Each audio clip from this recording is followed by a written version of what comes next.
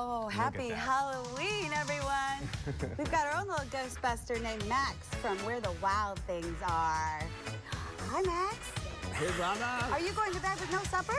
Oh, I hate that. That's from the book, right? Yeah. There we go. By ID's Carrie Williams, Executive Director of Rainbow Fleet, is Little Benjamin's chaperone, if you will, tour guide, if that sort of thing. And actually, that brings us to our topic here. We're talking about Halloween tomorrow and keeping our kids safe out on the streets, and so lots of other things to be able to do. Yeah, absolutely. And as parents, you cannot help but freak out about it because we hear so many horror stories. Absolutely, and lots of kids like to neighborhood hop on Halloween. Yes, they do. We want to make sure they're taking the precautions to make sure that they're safe and make sure that they don't get lost and make sure they, are always prepared for any circumstance. So that's what we're talking about today. Okay, so what do we need to let our kids know? Well, first of all, never trust a stranger, I guess we would say that.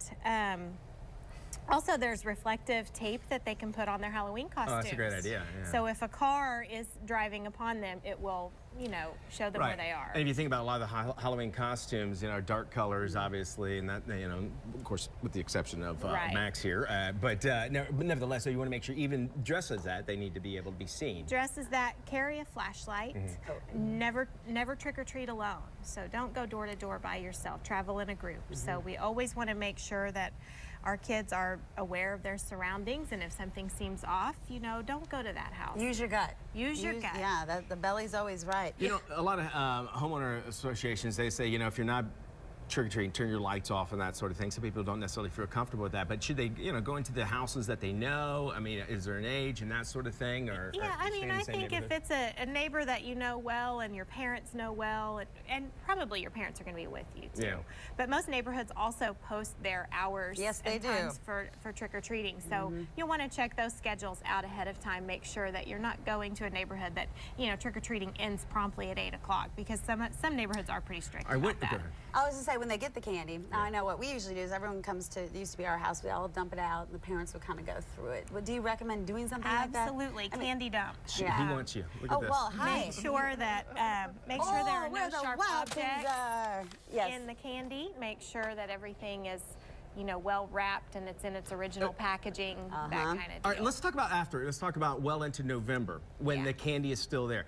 What would you suggest as far, because it would be great to let our kids have control of the candy all the time, but we're in a day and age, we know that that's all they would eat and that sort of thing. What do you suggest, in the next following weeks where they have all this candy? The first day or two, we usually let our kids kind of run wild, indulge a little bit, but then we put the candy up on the top shelf of the pantry and we get it down for special occasions. Great idea.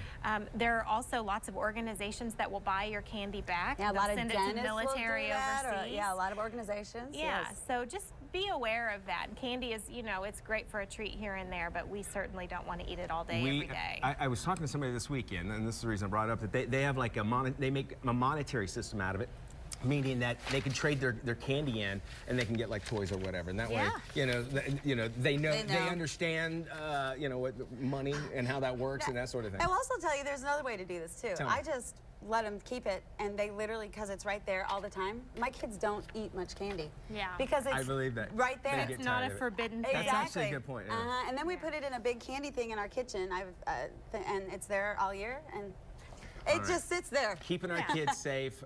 Did a great job there, Ben. Hey, good job, buddy. Good job, buddy. As Max is just out trick-or-treating. Oh, coming back. When it comes, if you need any kind of help when it comes to child care and parenting, Rainbow Fleet is there to help. Their number to call in Oklahoma City is 405-525-3111. They're back every other week with more expert advice for parents who are raising Oklahoma. They also have the number for those who speak Spanish, 525-8783. I'm having fun with Max. I know. I miss these days. All right, you have a good Halloween, buddy. All right, Benjamin. She's a Grammy